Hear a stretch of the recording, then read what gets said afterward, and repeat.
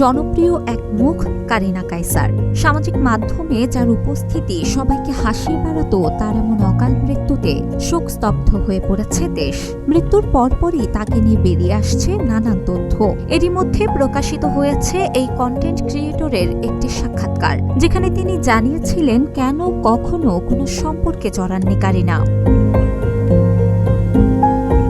সম্প্রতি ফেসবুকে ঘুরে বেড়াচ্ছে কারিনার বেশ কিছু ভিডিও। কিছুদিন আগে দেশের একটি গণমাধ্যমের সাক্ষাৎকারে তিনি বলেছিলেন তিনি কখনোই কোনো সম্পর্কে জড়াননি। এর পেছনে কিছু কারণ অবশ্যই আছে। প্রথমেই বলেন, এখনকার যুগে অনেকেই মনে করেন রিলেশনশিপে টক্সিসিটি দরকার আছে, কিন্তু তার মনে হয় রিলেশনশিপে যাই হয়ে যাক, নিজের আইডেন্টিটি হারানো উচিত না।